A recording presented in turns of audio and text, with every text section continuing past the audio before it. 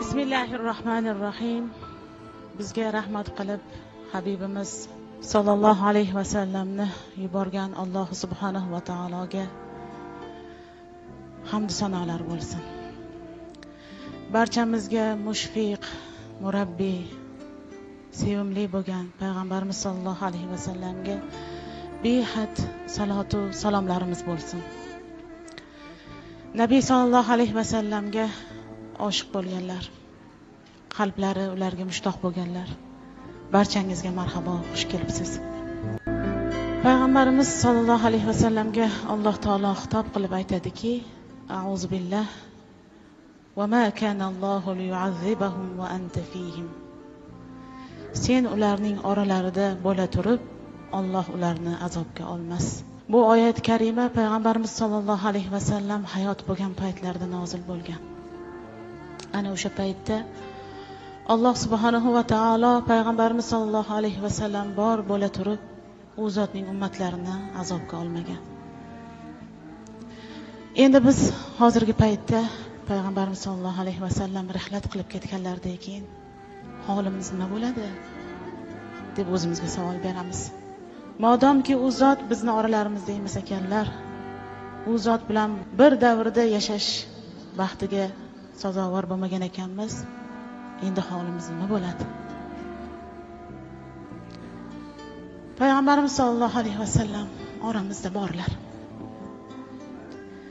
Biz u zot sollallohu alayhi vasallamga salotlar yuborib, salomlar yuborar ekanmiz. U zot bizni qalblarimizda yashar ekanlar. U kishi albatta borlar.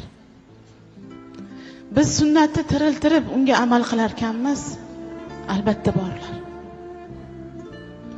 Hayotimizda biror qiyinchilik bo'lar ekan, u zot sollallohu alayhi vasallam siratlariga qaytar ekanmiz, u zot borlar.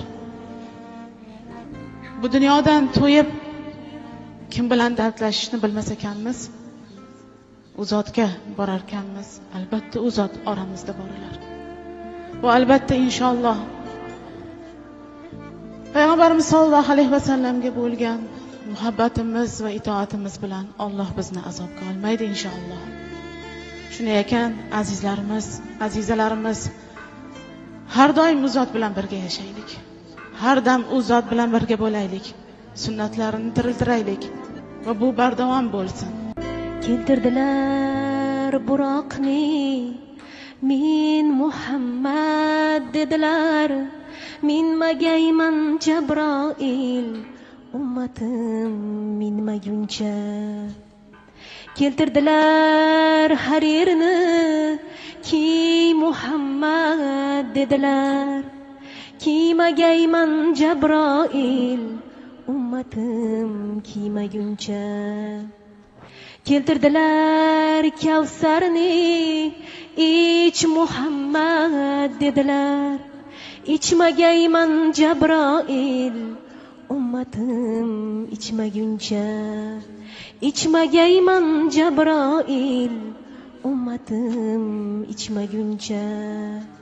Keltirdilar sirotni, o't Muhammad dedilar, o'tmagayman Jabroil, ummatim o'tmaguncha.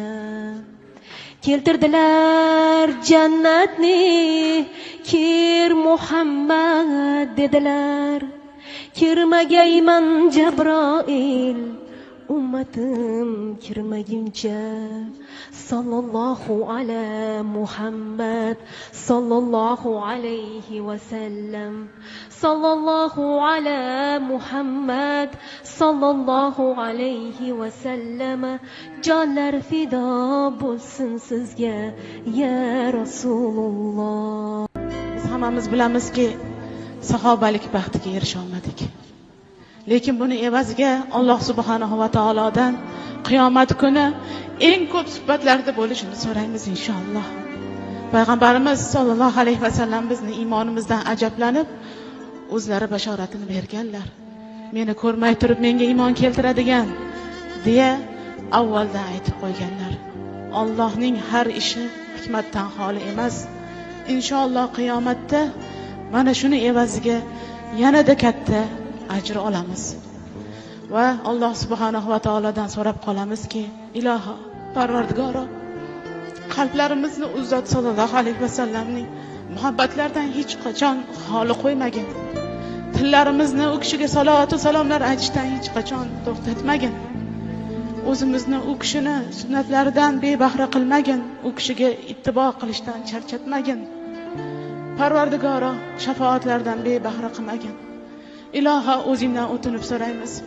Qiyomatda birga tirilganimizda payg'ambarimiz sollallohu alayhi vasallam bizni ko'rsatib, biz bilan faxrlanadigan ummatlardan qilgin bizni.